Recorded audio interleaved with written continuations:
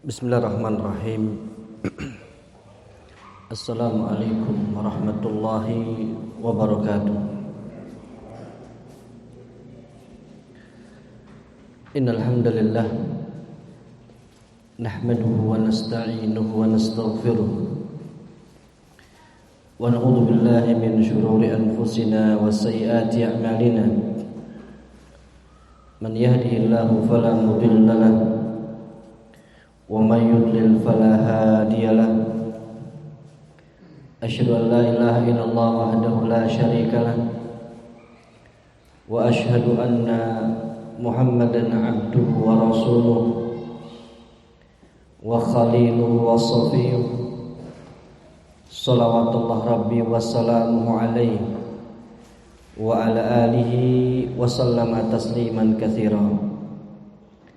Wa laqad qala azza wa jalla fi kitabihil karim, ya ayyuhalladzina amanu taqullaha haqqa tuqatih wa la tamutunna illa wa antum muslimun. Jamaah rahimani wa rahimakumullah wa hafizakumullah jami'an. Alhamdulillah, kita bersyukur pada Allah Azza wa Jalla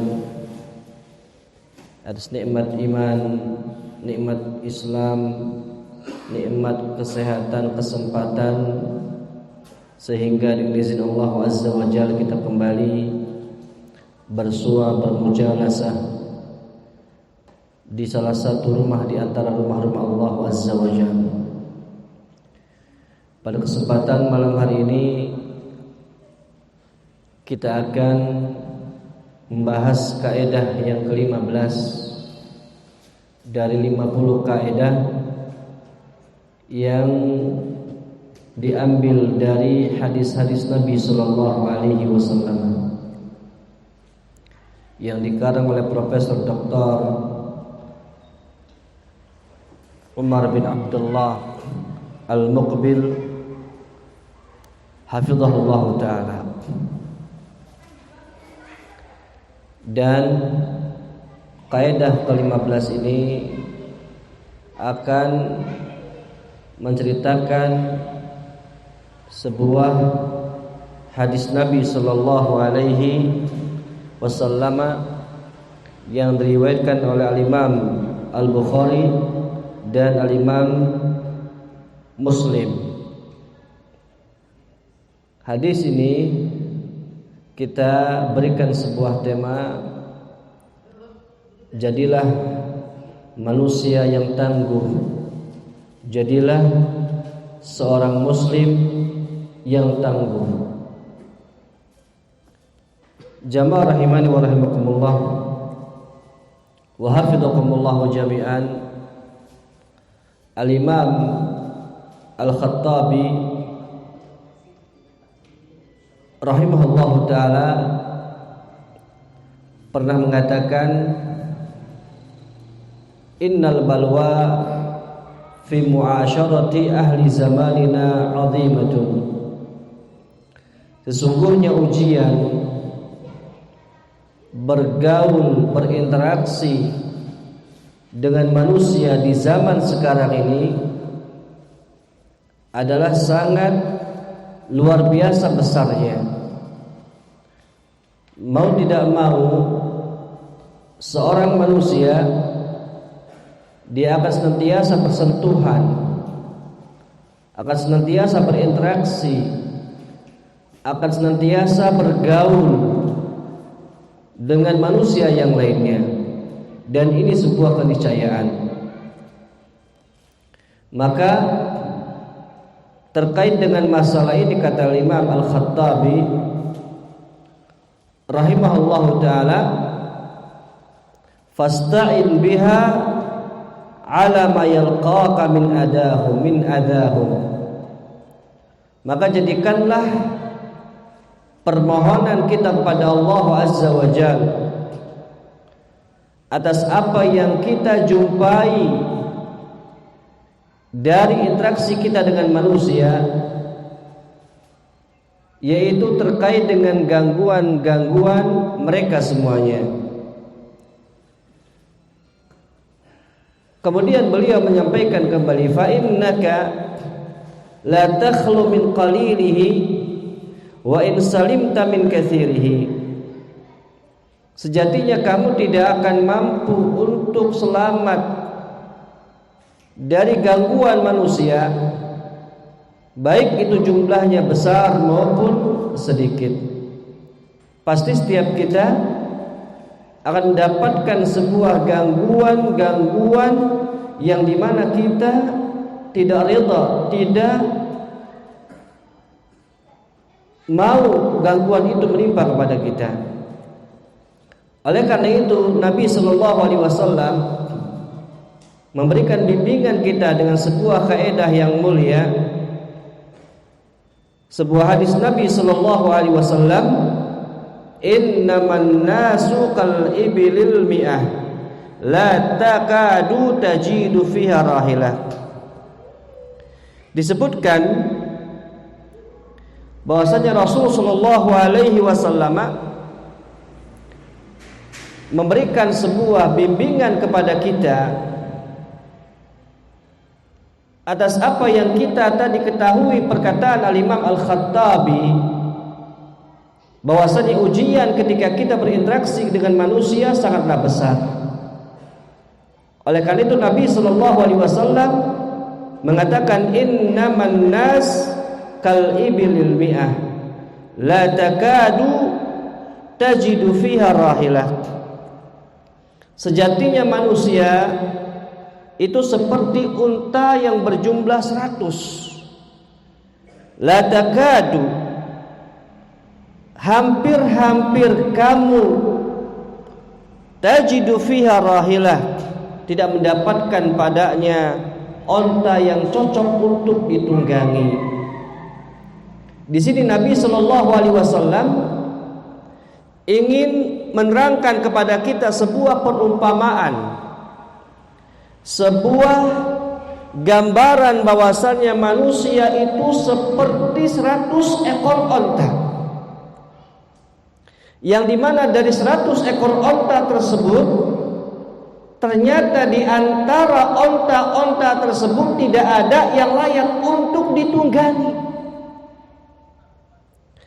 Di sini Nabi Shallallahu Alaihi Wasallam menyebutkan bahwa kata rahilah bisa diartikan, rahilah di sini adalah as-salihu lil asfari wal ahmal, yaitu unta yang terbaik untuk al-asfar, ditunggangi di dalam safar, wal ahmal, dan dijadikan sebagai pembawa barang. Kadang yang jumlahnya 100 itu tidak ada yang cocok. Artinya apa? Bisa jadi manusia yang jumlah 100 itu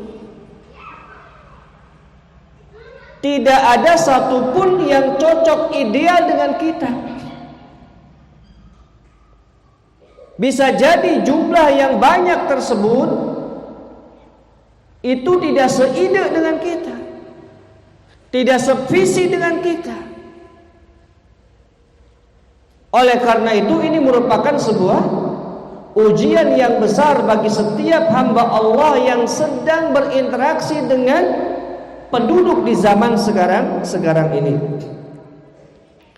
Kemudian disampaikan pula oleh Imam Al-Azhari, beliau mengatakan, ar-rahilatu indal Arab al-jamalun najibu wan naqatu an-najibatu.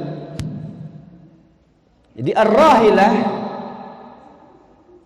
menurut orang-orang Arab itu adalah al-jamalun najib wan naqatun najibah, yang bermakna onta yang unggul lagi terpilih, onta yang layak dan ideal sekali untuk dijadikan sebagai tunggangan.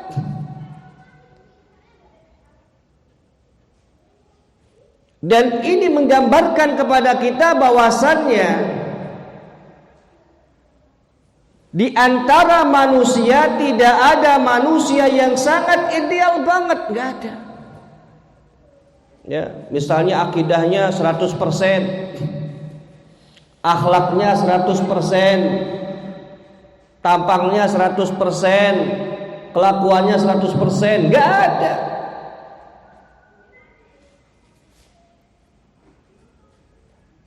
Walaupun jumlah dari saudara kita ini 100 orang, tidak ada yang ideal yang kita inginkan sesuai dengan selera kita. Contoh ketika ada seorang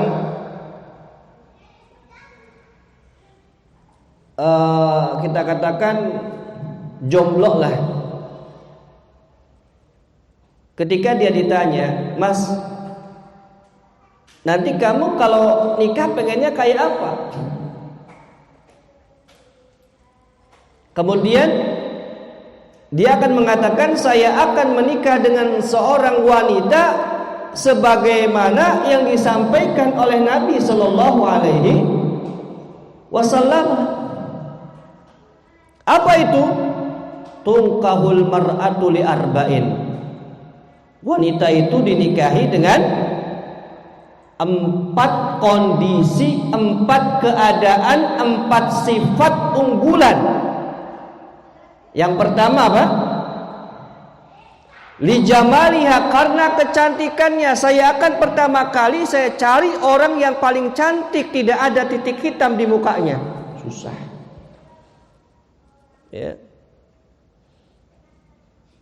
Kemudian tambah lagi mulus, misalnya kulitnya halus, tangannya. Karena kecantikan dan putihnya misalnya. Oke, tidak ada masalah. Kemudian yang kedua, linasabiha, karena nasabnya, keturunan darah biru misalnya, bangsawan, orang kaya nomor 1 di kampungnya. Baik. Kemudian yang ketiga. Yang ketiga disebutkan limaliha. Karena hartanya orang kaya dia. Orang kaya raya. Alias ketika saya nikah sama dia, saya tinggal ongkang diem di rumah, tidak perlu cari nafkah. Kenapa? Karena istrinya adalah orang kaya. Tambah lagi yang keempat, lidiniha, karena agamanya bagus. Ada seorang ikhwan ketika ditanya, "Akhi, apa kriteria dalam masalah agama yang kamu cari untuk perempuan yang dijadikan sebagai istri?" "Oh Ustaz, pandai bahasa Arab, terus pandai nahu, pandai sorot, ya. Dan yang lain yang disebutkan oleh Rasulullah, hebat banget." Kalau memang itu ada, alhamdulillah, alhamdulillah, kita memuji Allah. Kalau nggak ada,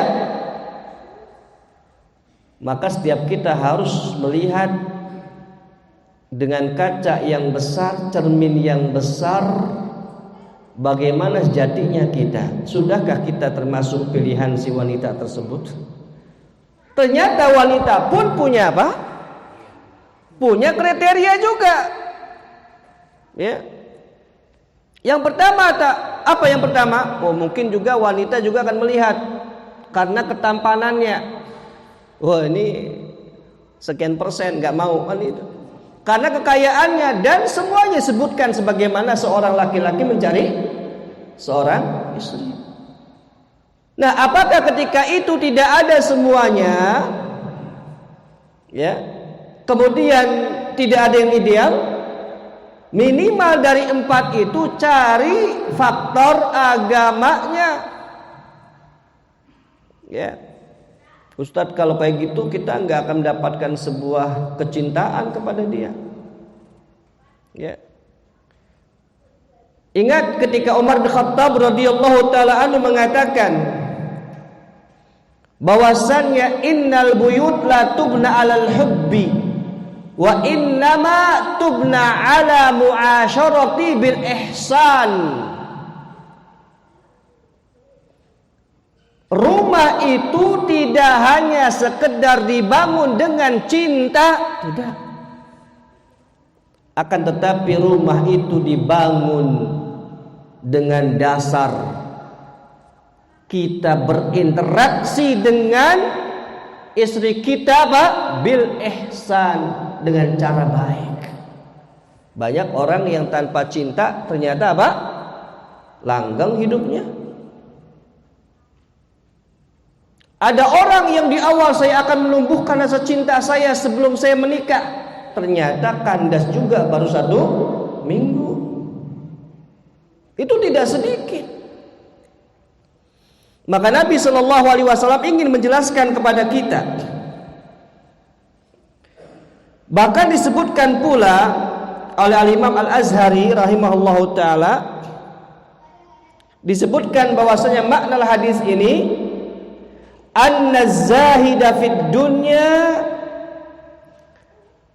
al-kamilu fi zuhdi fiha warragib fil akhirah qalilun jiddan ka qillatir rahilati fil ibil. Disebutkan bahwasannya makna hadis ini anna zahida fid dunya, orang yang zuhud di dunia ini dan orang yang sempurna di dalam kezuhudan di dalam dunia ini, warragib fil akhirah, yang hatinya hanya mengharapkan akhirat saja, qalilun jiddan, sangat sedikit sekali. Sangat sedikit sekali. Kaqillatir rahilati fil ibil, sebagaimana onta yang layak dan ideal untuk ditunggangi dan untuk membawa barang-barang dagangan. Ini sedikit sekali. Bahkan kalau para ulama dahulu itu nggak mau kezuhudannya itu dikenal. Mereka berusaha bagaimana menyembunyikan sebuah amal kebaikan. Mereka menginginkan amal kebaikan itu tidak ada yang tahu. Oleh karena itu Al-Imam Ibnu Qudamah Al-Maqdisi rahimahullahu taala, ketika beliau menjelaskan di dalam kitabnya Mukhtasar Minhajul Qasidin, beliau mengatakan la yutimmu al-ma'ruf illa bi thalathi khisalin. Tidak akan sempurna sebuah kebaikan, sebuah ketaatan, kecuali dengan 3 perkara. Yang pertama ta'jiluhu, menyegerakan ketaatan itu. Segerakan. Kalau kita ingin melakukan sebuah kebaikan, lakukan segera, jangan diundur-undur, jangan ditunda-tunda. Ketika itu kebaikan, maka cepat untuk disegerakan kebaikan tersebut. Karena syaitan akan senantiasa mencari celah untuk menunda-nunda manusia melakukan sebuah ketaatan dan kebaikan. Sebagaimana Al-Hasan Al-Basri rahimahullahu taala mengatakan, iyyaka wa tasfif. Hati-hatilah kalian terkait dengan menunda-nunda. Fa inna ma antal yauma laisa bighad. Sejatinya punyamu itu adalah hari ini, bukan hari esok. Kalau bisa dilakukan hari ini maka lakukan, jangan nunda hari esok. Kemudian yang kedua adalah tasghiruhu. Bagaimana kita ini menjadikan amalan yang kita lakukan yang begitu banyak kita anggap itu kecil, belum seberapa dengan amalan saleh yang dilakukan oleh generasi-generasi terdahulu. Mungkin belum seberapa dengan orang-orang yang di sekitar kita, mungkin. Jangan sampai kita mengatakan saya sudah beramal dengan amalan yang banyak. Maka sebuah kesempurnaan di dalam kebaikan ketika dia mampu menjadikan amalan yang dia lakukan itu apa? Masih kecil, masih sedikit. Jangan menganggap amalan kita itu banyak. Kemudian yang ketiga adalah satruhu ay ikhfa'uhu. Bagaimana seorang itu ketika melakukan sebuah kebaikan dia sembunyikan, jangan sampai ada orang yang tahu. Disebutkan tadi terkait dengan masalah zuhud, bahwasannya ada seorang ulama yang bernama Hatim Al-Asam.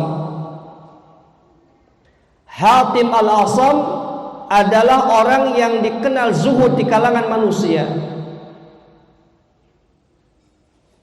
Kemudian berita terkait Hatim Al-Asam dikenal sampai kepada khalifah pada waktu itu. Akhirnya apa yang dilakukan oleh khalifah? Dia merasa bagaimana ada seorang alim memiliki kezuhudan yang sangat luar biasa. Apakah betul-betul dia itu karena tidak punyanya, apa memang ada faktor yang lain? Maka seorang khalifah ini datang ke rumah Hatim Al-Asam rahimahullahu ta'ala. Ternyata ketika didapatkan di rumahnya ingin mengecek kebenaran informasi yang sampai kepada khalifah tersebut, sampailah ke rumah Hatim Al-Asam. Hatim Al-Asam sedang makan yang begitu luar biasa rakusnya, berbeda dengan yang tersebar di kalangan manusia. Akhirnya khalifah tadi, oh ternyata tidak seperti yang diberitakan oleh media. Oh ternyata tidak seperti yang dibicarakan oleh manusia, bahwasanya Hatim Al-Asam orang yang sangat zuhud di dunia, orang yang hidupnya hanya untuk akhirat. Kok orang yang kayak gitu makannya banyak, kayak orang nggak pernah rakus masalah makan. Akhirnya apa? Khalifah tadi tidak percaya kepada omongan apa? Manusia ketika melihat Hatim Al-Asam melakukan seperti itu. Kenapa Hatim Al-Asam melakukan seperti itu? Ingin menyembunyikan amalan kebaikan beliau rahimahullahu ta'ala, agar orang itu dengar saja ketika lihat kenyataannya tidak seperti itu. Hanya untuk apa? Menyembunyikan amalannya. Sama juga ketika ada seorang yang bernama Sufyan Ats-Tsauri rahimahullahu ta'ala. Beliau itu menyembunyikan amalannya luar biasa itu, yang mana beliau disebutkan bahwa beliau itu di tengah malam bangun kemudian salat qiyamul lail, salat tahajud. Akan tetapi Sufyan Ats-Tsauri rahimahullahu ta'ala datang kepada jamaah untuk salat jamaah ketika menjelang salat subuh. Menjelang salat subuh. Dan beliau menggambarkan bahwasanya beliau itu seakan-akan baru bangun tidur. Ya. Kenapa beliau mengatakan seperti itu? Untuk menyembunyikan amalan ketaatan yang beliau lakukan di tengah malam tersebut. Tidak ingin menyebarkan, tidak ingin berselfie, tidak ingin buatkan status saya sedang qiyamul lail, saya sedang berdoa di Ka'bah, saya sedang berada di atas Ka'bah, ini disuruh turun. Ya. Maka jamaah rahimani wa rahimakumullah. Kemudian di samping yang lain, Al-Hafidz Ibnu Hajar dalam kitab Fathul Bari, beliau memberikan sebuah penjelasan Maknanya adalah la tajidu fi mi'ati ibilin rahilatan tasluhu lirruqub li'anna alladhi yasluhu lirruqubi yanbaghi an yakuna wati'an sahlal inqiyad wa kadha la tajidu fi mi'atin minan nas man yasluhu lisuhbah bi an yu'awina rafiqahu wa yalina janibahu. Disebutkan kata Imam Ibnu Hajar Al-Asqalani dalam kitab Fathul Bari-nya, maknanya adalah la tajid fi mi'ati ibil rahilah tasluhu lirruqub, bahwasannya kamu tidak akan dapatkan dari 100 ekor onta itu yang layak dan ideal untuk kamu tunggangi. Kenapa?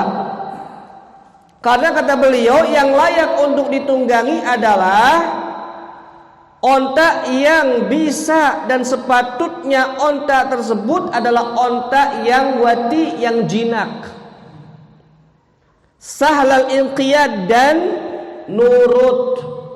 Ya, onta kadang nurut apa tidak? Nganyeli onta itu. Ya, tidak mudah nurut. Lebih nurut kuda dibandingkan onta.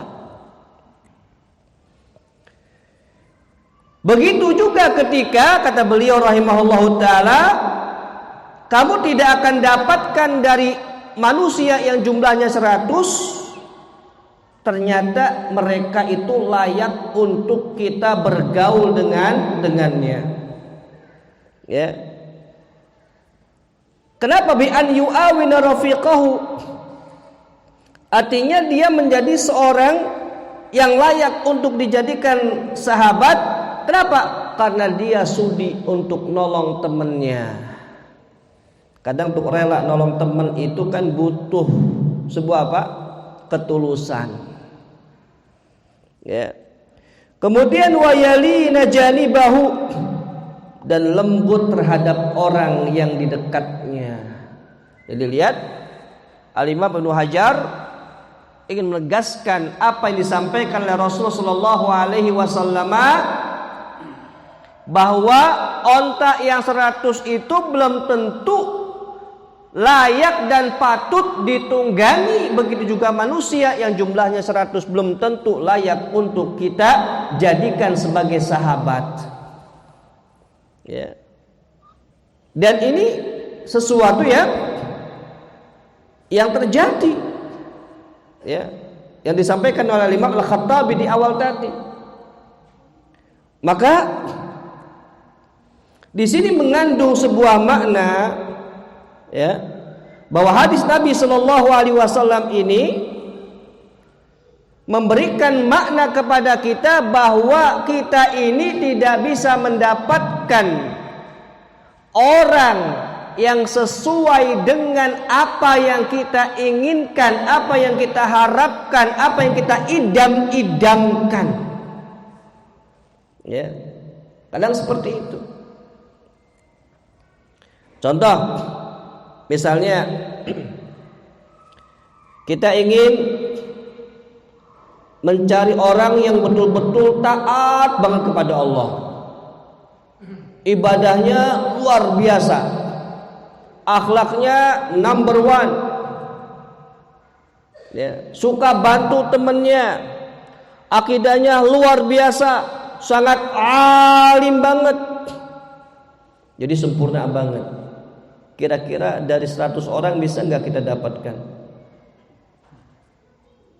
Anggaplah dia seorang ustadz, anggaplah dia seorang habib, anggaplah dia seorang kiai. Dari jumlah 100 itu kemudian kita ingin seperti ini yang ideal, maka satu pun tidak akan yang bisa kita ambil. Kenapa? Karena setiap mereka punya sebuah kelemahan. Ada kelemahan yang mereka apa? Mereka miliki. Ya. Maka jamaah rahimani wa rahimakumullah, bahwasannya hadis Nabi sallallahu alaihi wasallam ini memberikan sebuah makna yang lain, Ya, kata beliau Syekh Umar bin Abdullah Al-Muqbil, orang yang terpilih ya dan orang yang layak untuk dijadikan sebagai sahabat, sebagai pemimpin. Nadirun fin nasi ma'a kasrati adadihim, itu sangat sedikit walaupun jumlahnya banyak kalangan manusia. Ya, contoh misalnya nih, ya di tahun 2024 nanti nih banyak orang-orang yang sebenarnya apa? Mungkin layak untuk jadi seorang pemimpin. Cuma siapa yang mau milih kan gitu. Ya.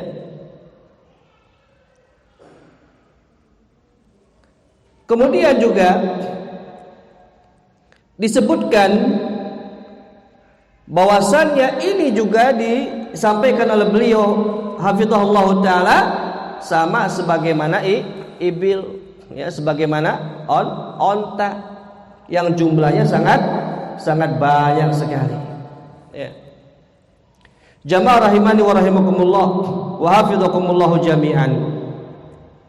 Kemudian disebutkan dalam sebuah kehidupan kita sehari-hari, ya, setiap kita ada kelebihannya dan setiap kita pasti ada kekurangannya. Ya. Setiap kita pasti punya sebuah kesalahan. Ya. Yang mungkin Masya Allah mungkin kita pingin tuh ada sahabat kita ini ibadahnya bagus, akhlaknya bagus, akidahnya Masya Allah dari semua sisi. Ya. Tapi ternyata ada orang yang akhlaknya bagus tapi ibadahnya kurang.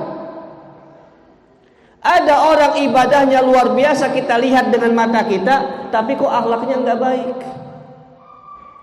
Ada orang yang mengatakan akidahnya Masya Allah luar biasa, lurus akidahnya, akan tetapi lisannya salitok, sangat apa? Tajam, mudah untuk apa? Mudah untuk menyakiti saudaranya.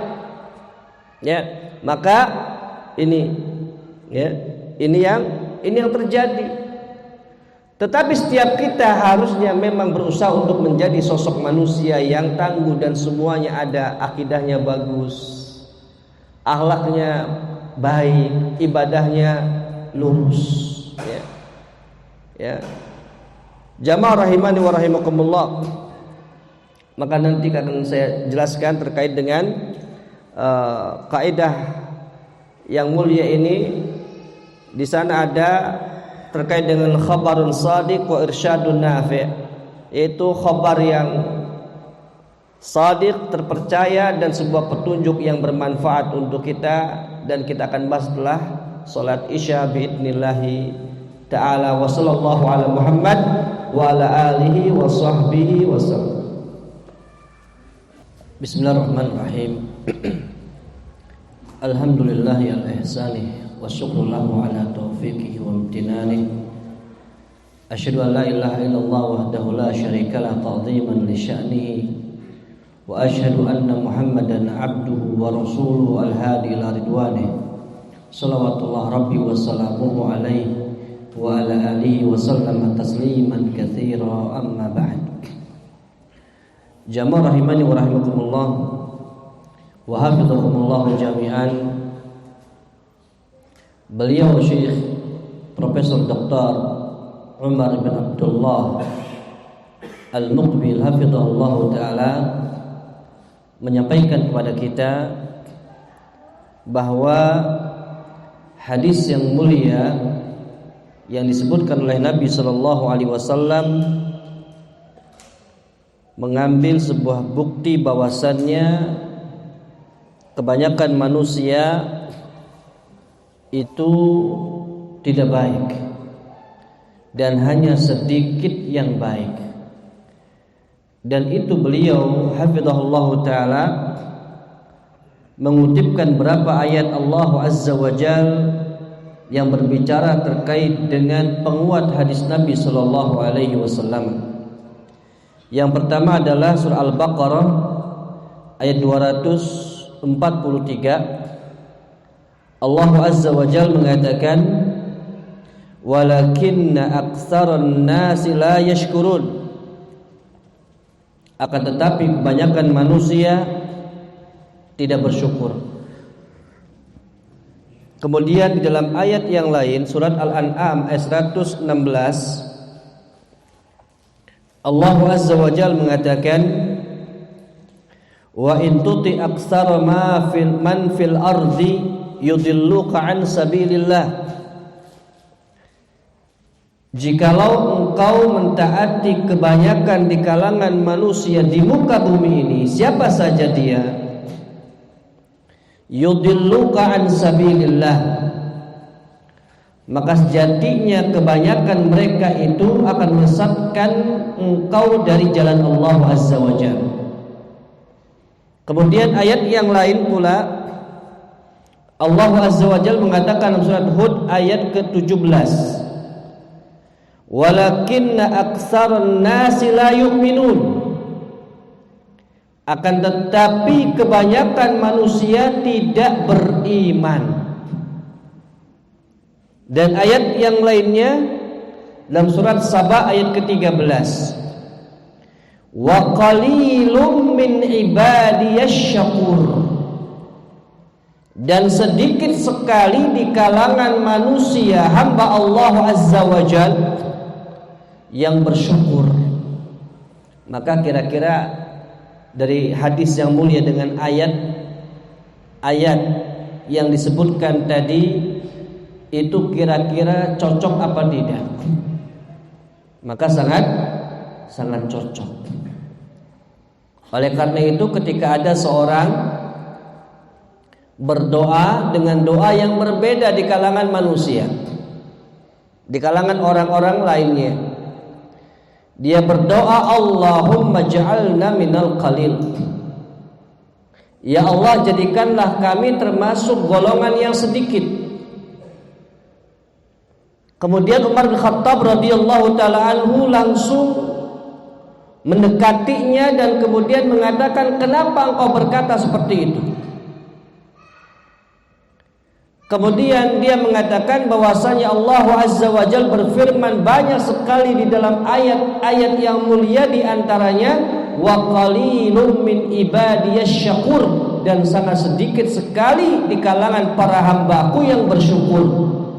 Maka aku memohon kepada Allah, aku dijadikan orang yang sedikit tersebut. Maka Umar bin Khattab radhiyallahu taala anhu mengatakan pula di dalam doanya, Allahumma ja'alni minal qalil. Ya Allah, jadikanlah aku termasuk orang yang sedikit juga. Sesuai dengan apa? Firman Allah Azza wa Jalla. Kemudian kisah yang kita bisa lihat dalam surat Al-Baqarah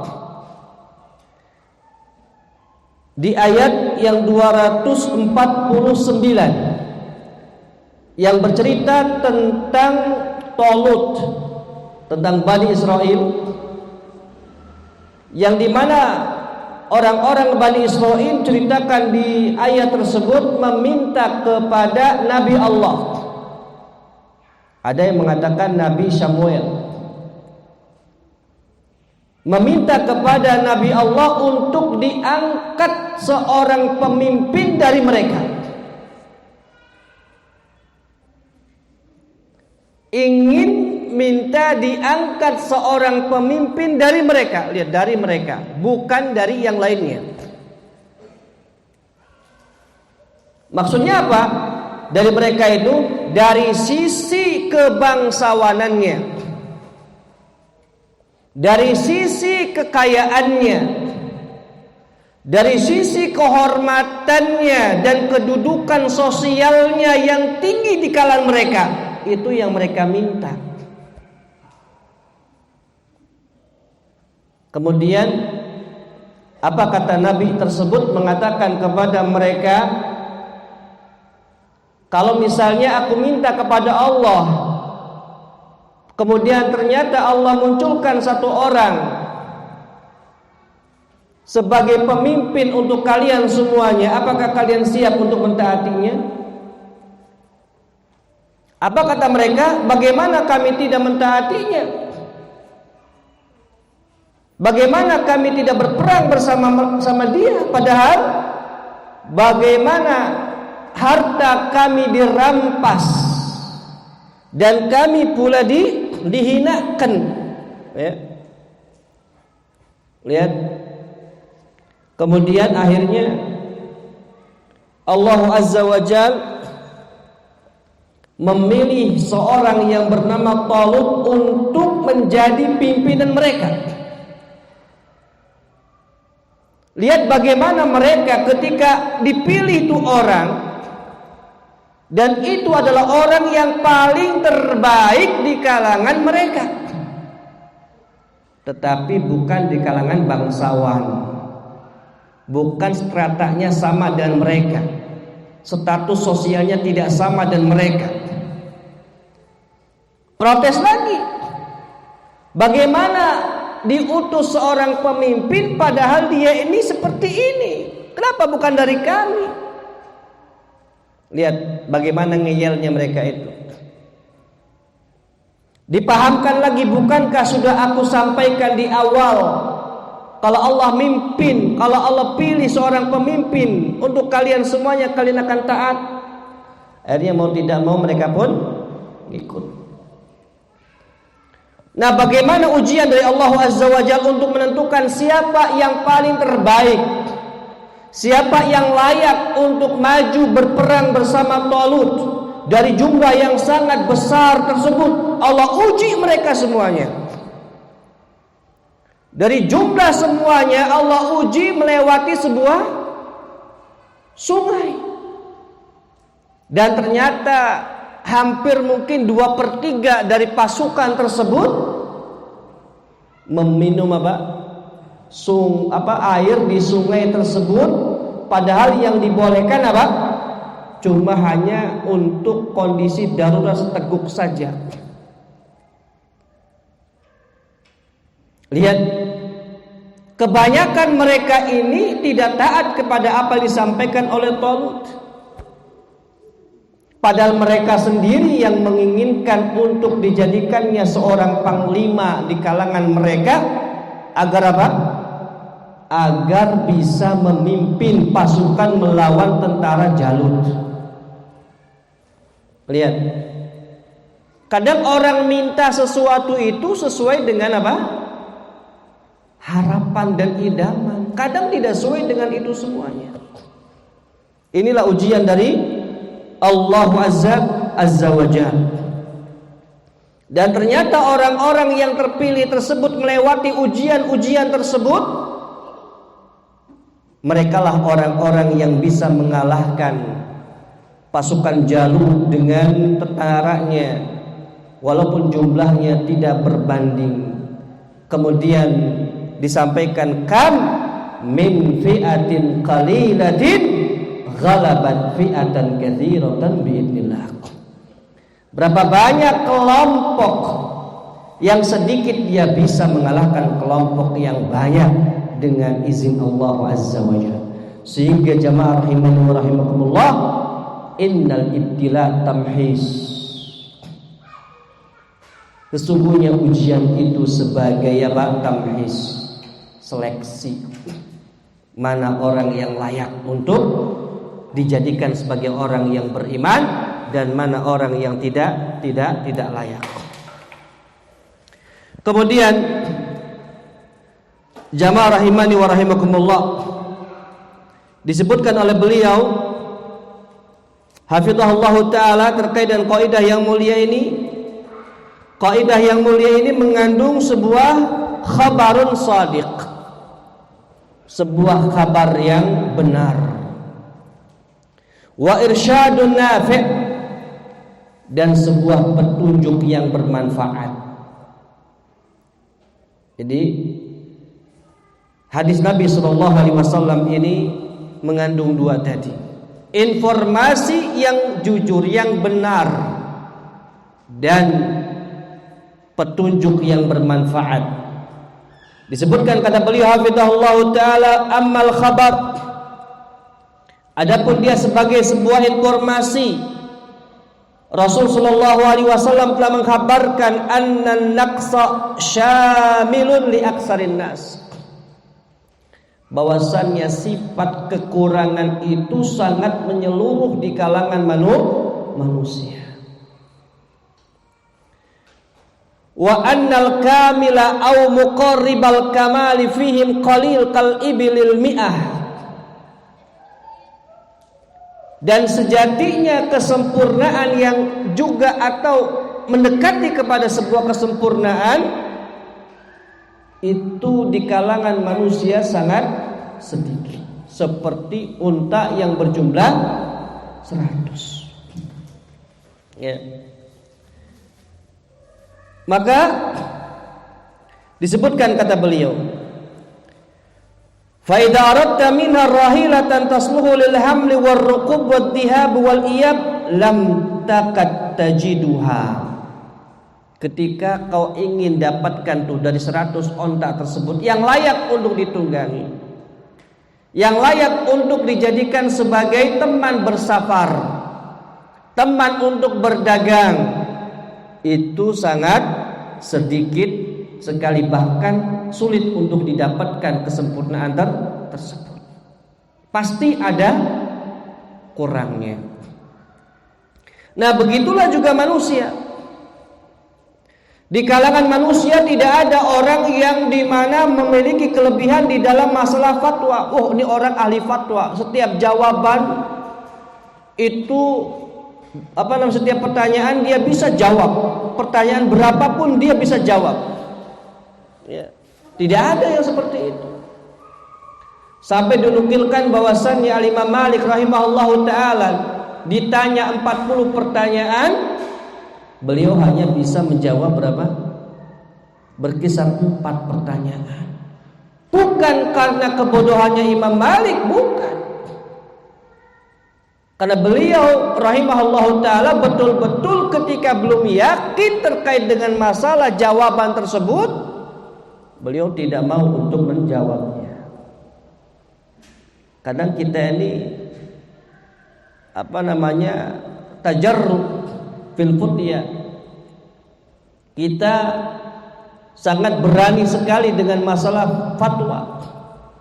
Ya.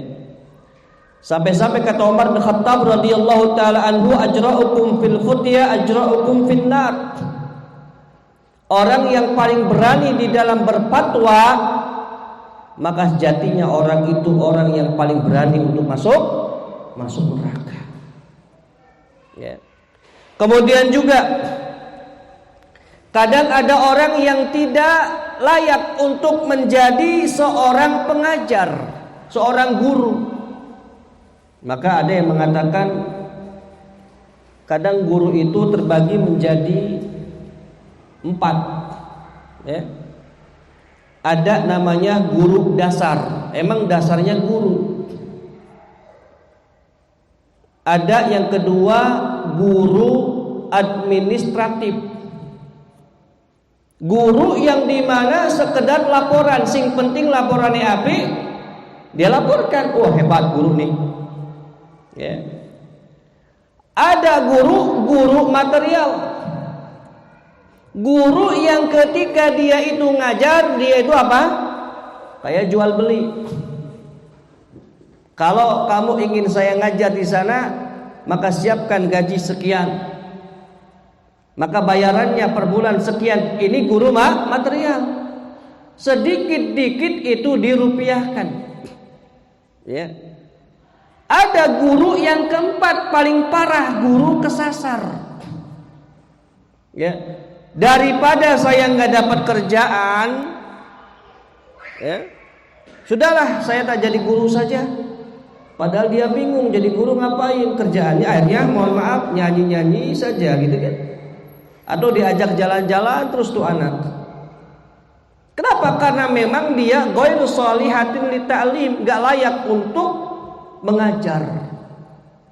Kemudian juga ada orang yang tidak layak untuk jadi imam. Ada orang tidak layak jadi imam.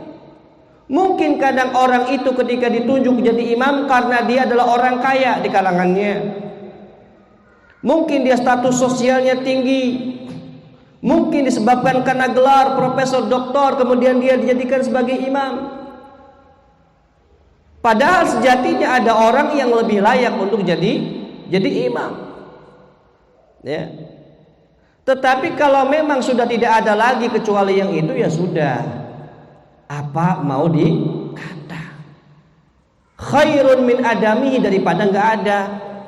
Maka yang terbaik di kalangan jamaah itu, maka itulah yang dia layak untuk dijadikan sebagai seorang imam. Atau juga posisi sebagai seorang karyawan. Saya pengen lulusan luar negeri, ya, Amerika, Kanada, dan sebagainya untuk posisi manajer atau HRD. Ternyata nggak ada. Ada orang lulusan luar negeri, ternyata apa, akhlaknya luar biasa, apa, amburadulnya, ya, orientasinya adalah materi dan materi. Tapi ada orang yang luar biasa, dia profesional, tetapi mungkin dari sisi apa, dari sisi gelarnya dia biasa, dari sisi ijazahnya mungkin dia dalam negeri misalnya, atau mungkin dia hanya sekedar orang yang baru lulus SMA. Bisa jadi dia lebih apa, lebih layak di sana, ya. Begitu juga kepada seorang pemimpin. Maka kalau kita lihat dari yang ada itu, kalau kita ingin yang ideal, maka sulit. Ada seorang, kalau tidak salah Imam Nawawi, beliau itu mensyaratkan seorang dikatakan seorang yang alim kalau dia sudah hafal Bukhari, kalau hafal Muslim, kalau sudah hafal terkait dengan masalah semua ilmu-ilmu yang asasi, yang dasar, ya, baru jadi seorang alim dan bisa menyampaikan ilmu.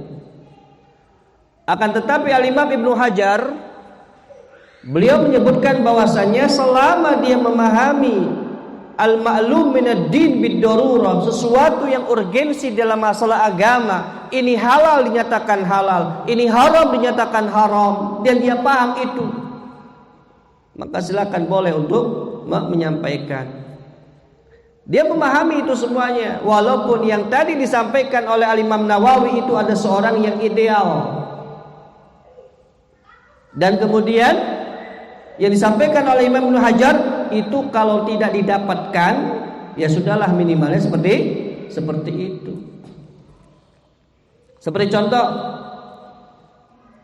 ketika Rasul Shallallahu Alaihi Wasallam mengatakan sebuah kebahagiaan yang ideal, itu yang pertama apa?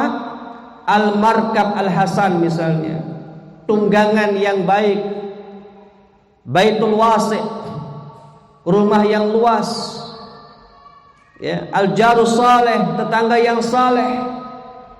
Yang keempat, istri yang salehah, tu'inu ala ta'ah, yang selalu membantu suaminya untuk ketaatan. Ini ideal banget ketika ada sebuah atau seorang hamba Allah punya empat ini, ya. Dia punya tunggangannya luar biasa, al-fat misalnya, ya.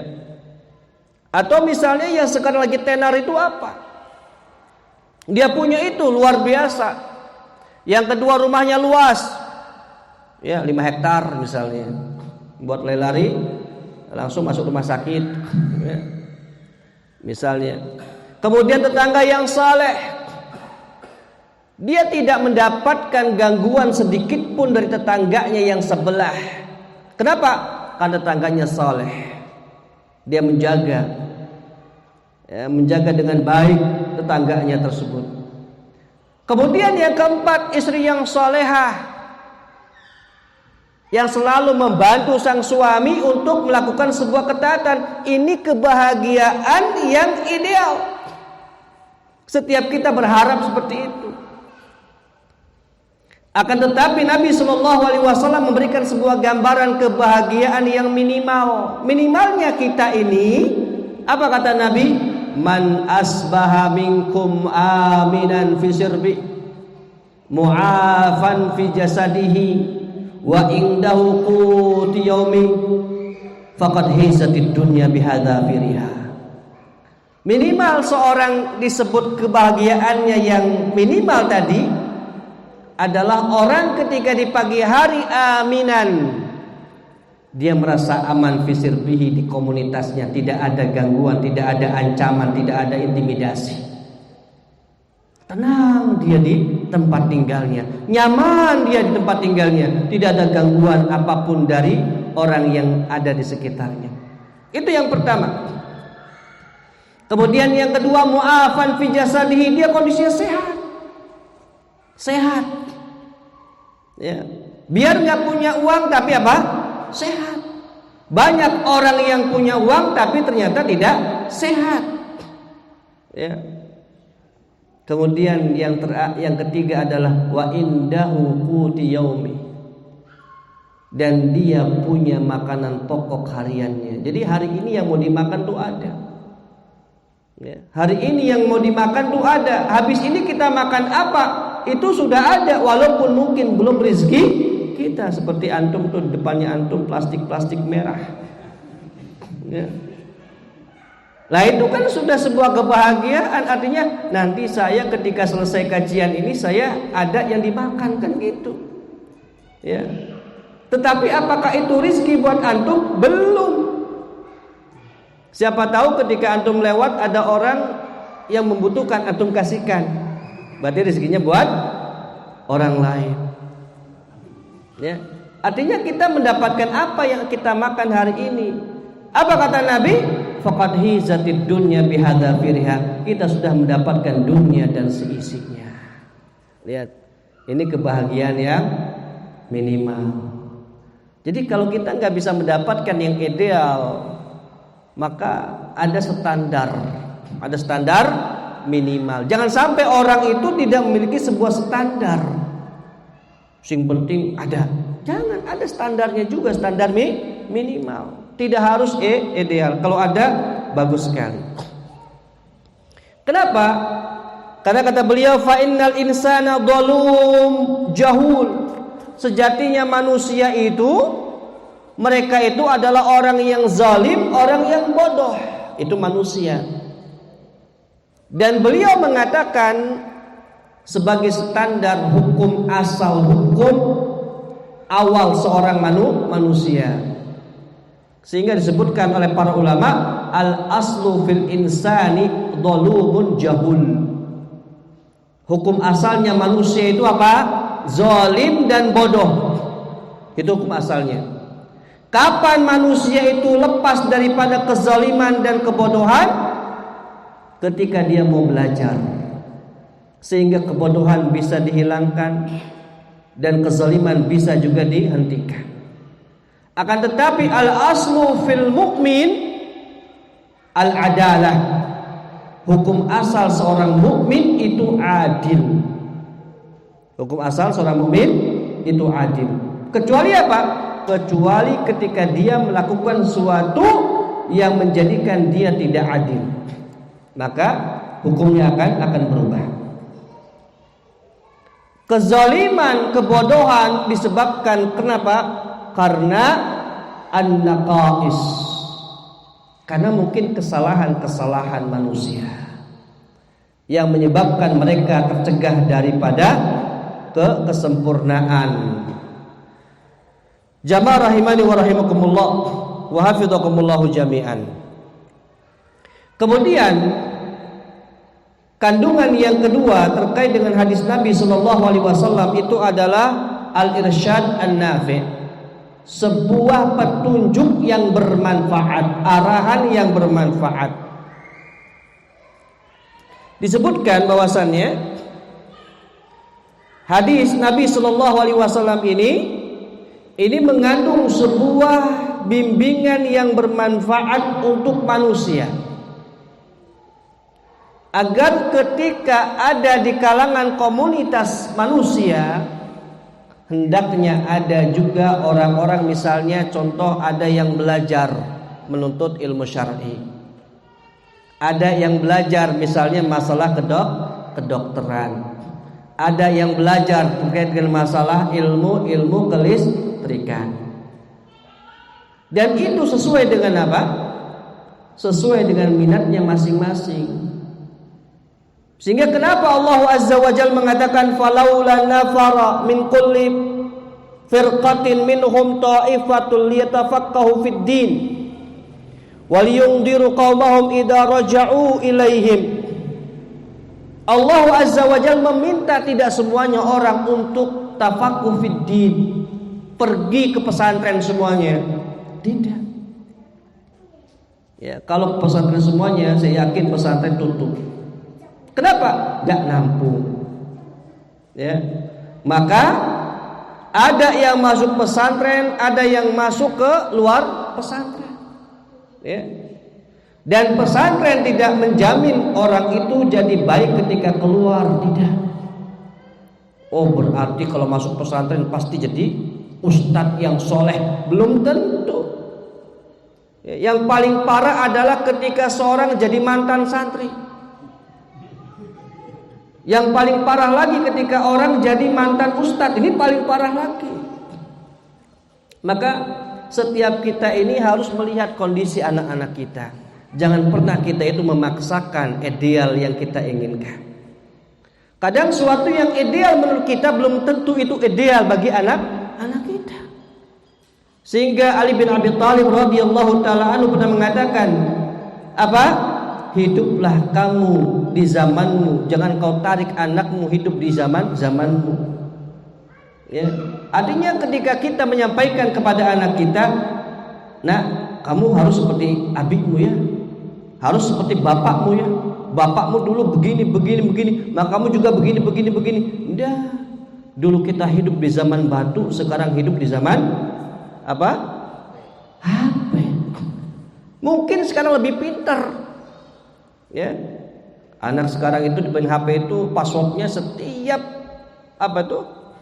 Aplikasi ada passwordnya. Bingung itu. Padahal kalau kita sudah taruh, sudah semuanya anak-anak tahu semuanya. Ya, kenapa? Karena tidak ada apa-apa. Anak-anak semua aplikasi di password, kenapa? Karena ada apa-apanya. Dan itu perbedaannya. Maka setiap kita tidak boleh menginginkan sebuah ideal apa yang ada pada diri kita, kemudian kita terapkan kepada anak-anak kita. Ya. Kemudian di sini ketika Allah Azza wa Jalla meminta, ada di kalangan kelompok yang dimana mereka itu yatafaqahu fid din, agar mereka apa? Agar mereka mau kembali ke tempatnya, kemudian mereka mengingatkan manusia. Ya. Karena sejatinya tadi orang itu kan berbeda-beda. An-nasu kal ibli mi'ah, berbeda-beda. Ini layak untuk jadi pemimpin, ini layak untuk jadi pimpinan, ini layak untuk dipimpin, ini layak untuk jadi ini dan ini. Enggak bisa semuanya jadi presiden. Ya, Pak Muntaqo, mana Pak Muntaqo? Enggak ada. Ya. Enggak layak semuanya kan itu. Tapi ada mungkin yang layak, ya. Jamaah rahimani wa rahimakumullah. Sehingga di sini ketika kita ingin mencari sesuatu, maka berusaha semaksimal mungkin yang bisa kita lakukan. Fattaqullaha mastata'tum. Bertakwalah kepada Allah sebatas yang kita mampu.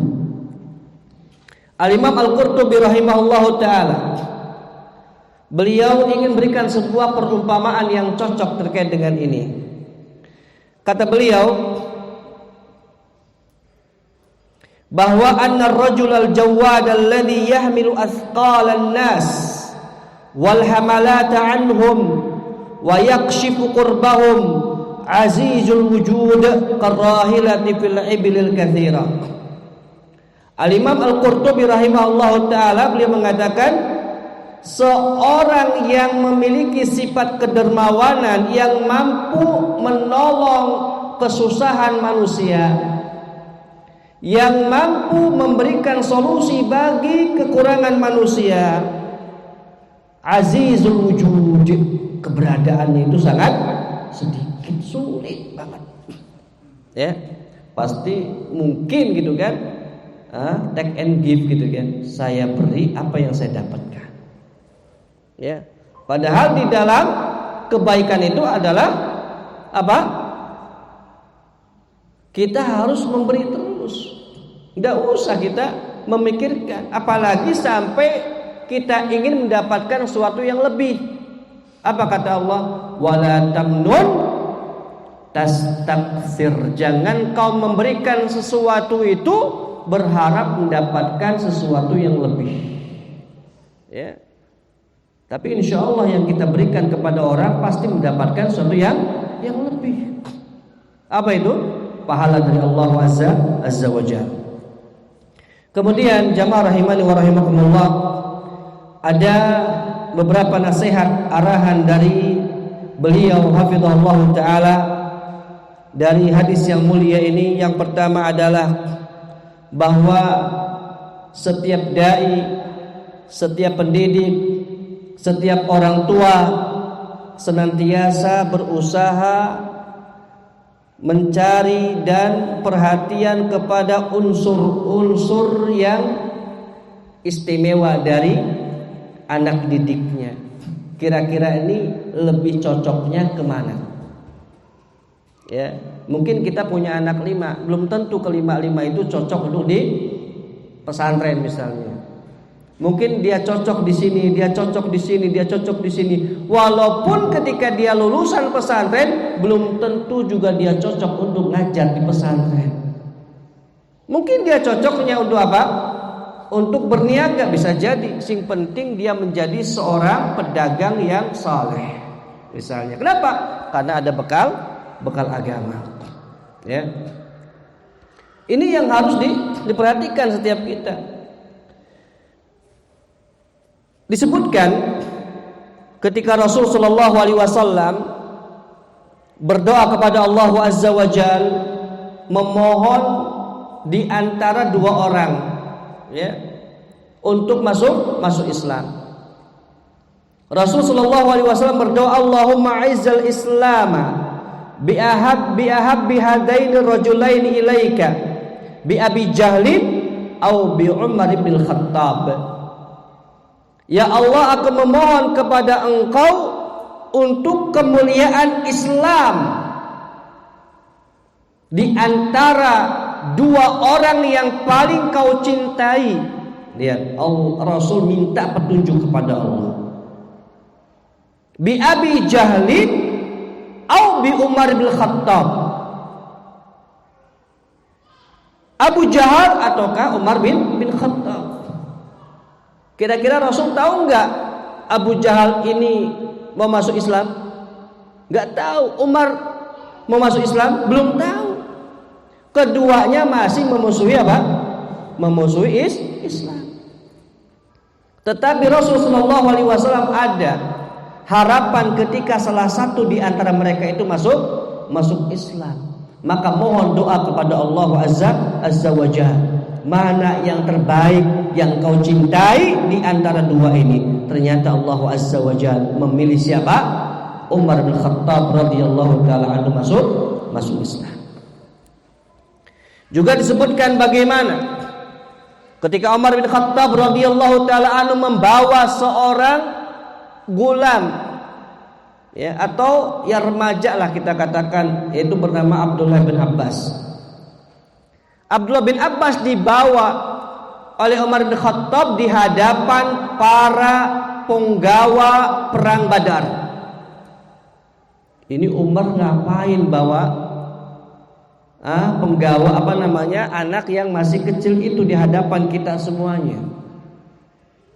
Lihat, Umar bin Khattab ingin apa? Membuktikan nih orang ini, nih anak kecil ini bukan sembarangan anak kecil. Anak kecil ini didoakan oleh Nabi, ya, dengan doa Allahumma faqihu fid din wa alimu ta'wil. Ya Allah, pahamkanlah agama buat dia dan ajarilah dia bagaimana penafsiran Al-Qur'an. Jadi Umar bin Khattab mengenalkan Setiap kita pun perlu untuk mengenalkan ketika ada sosok yang muda di kalangan kita kenalkan siapa dia. Ya, jangan sampai kita ini malu untuk mengenalkan orang yang lebih muda dibandingkan kita kalau memang dia punya sebuah potensi. Maka Umar memberikan sebuah gambaran perhatian khusus. Kemudian Umar bin Khattab bertanya kepada mereka terkait dengan sebab turunnya surat Idza jaa nasrullahi wal fath. Semua menjawab sebagaimana yang dipahami oleh Umar. Tetapi Umar pengen tahu jawaban yang lain. Ternyata bertanya kepada Abdullah bin Abbas radhiyallahu taala anhu. Apa kata Abdullah bin Abbas? Itu ada sebuah bisyarah dan ada sebuah isyarah. Apa bisyarahnya, kabar gembiranya? Kabar gembiranya umat Islam akan masuk umat akan masuk ke dalam Islam secara berbondong-bondong. Dan isyaratnya yang lain adalah umat Islam juga akan keluar dari agama Islam secara berbondong-bondong pula. Dan sebuah isyarat akan dekatnya kematian Nabi sallallahu alaihi wasallam. Maka kata Umar, inilah yang aku cari. Lihat, ya, dikenalkan. Dan ini kewajiban kita sebagai seorang dai, sebagai seorang pendidik, sebagai seorang orang tua, kita perhatian kepada potensi-potensi yang dimiliki oleh anak-anak didik kita. Kemudian yang berikutnya, yang kedua, bahwasannya seorang dai dan pendidik harus memahami apa yang terjadi di kalangan manusia. Ya, memahami. Kemudian yang ketiga, bahwasannya setiap kita harus melihat surah waqi'iyah di kalangan manusia. Ya. Jangan sampai kita ini salah di dalam menilai, ya. Maka betul-betul kita harus cerdas dalam masalah ini, ya. Jamaah rahimani wa rahimakumullah.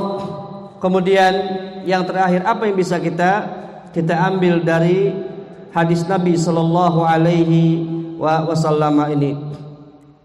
Yang pertama adalah apa yang kau benci dari selainmu, usahakan untuk kau jauhi. Ya, siapa tahu yang engkau benci dari selainmu itu ada sesuatu yang terbaik. Ya, maka Nabi sallallahu alaihi wasallam pernah menyatakan, la yafruqu mu'minun mu'minatan in kariha khuluqan radiya khuluqan akhar. Tidak layak seorang suami mencela seorang istri ketika dia tidak setuju, tidak sepakat, tidak suka kepada satu kepribadiannya, satu perangainya, satu akhlaknya. Siapa tahu ada akhlak yang lain dia ridho terhadapnya. Begitu juga ketika kita lihat orang lain. Kemudian yang kedua, la ta'ish alima al-misaliyat. Jangan kau hidup itu berada dalam sebuah keidealan. Pengennya ideal. Maka setiap kita itu bagus ideal, tetapi harus realistis. Ideal dibarengi dengan realistis. Kemudian yang berikutnya adalah ajakan kita untuk mencari sosok yang saleh dan berusaha kita menjadi orang yang saleh dan musleh, sehingga menjadi rahilah, sosok yang tangguh, bisa untuk diberikan sebuah amanat. Kemudian yang berikutnya, yang keempat adalah jangan mudah terperdaya dengan jumlah mayoritas. Ya, kadang mayoritas itu tidak menjadikan baik, dan itu bisa kita lihat dari ayat-ayat yang disebutkan tadi. Kemudian yang berikutnya adalah yang kelima, anjuran untuk kita berkumpul dengan manusia dan bersabar atas gangguan mereka. Ya, khairun nas man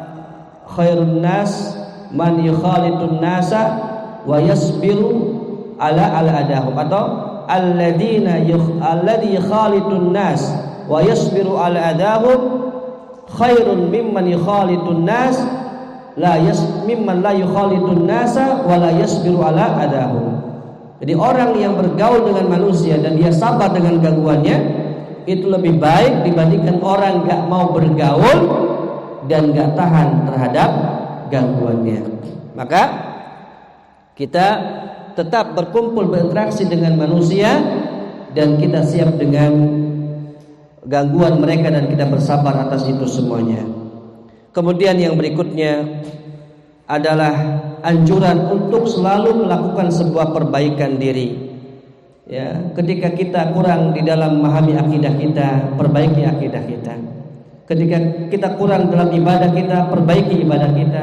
Kalau kita kurang di dalam segi akhlak kita, perbaiki akhlak kita. Kemudian yang terakhir, yang menjadi standar adalah kebenaran, bukan kuantitas ataupun jumlah. Sebagaimana disebutkan, laisatil ibratu fil kasrah wala fil adad wala fis syuhrah. Sejatinya pelajaran itu bukan dengan kebanyakan dan bukan dengan jumlah dan bukan dengan sebuah ketenaran. Ya. Innamal ibratu fil haqiqah, innamal ibratu fil haqqi bil haqqi wahdahu naqisu wa nazinul umur. Sejatinya yang namanya sebuah pembelajaran, sebuah acuan adalah sebuah hakikat dan kebenaran. Dengan kebenaran maka kita akan mampu untuk menimbang dan kita akan mampu untuk menakar setiap permasalahan dan masalah-masalah yang ada atau urusan-urusan yang ada. Jamaah rahimani wa rahimakumullah, itu yang bisa kita bahas pada malam hari ini terkait dengan kaidah yang ke-15 dari 50 kaidah yang disampaikan oleh Profesor Dr. Umar bin Abdullah Al-Muqbil hafizahullah taala, yang mengajarkan kita untuk senantiasa kita menjadi seorang pribadi yang tangguh. Ya, itu diambil dari sebuah hadis Nabi sallallahu alaihi wasallam yang disebutkan tadi. Wallahu taala a'lamu bishawab. Mungkin ada pertanyaan.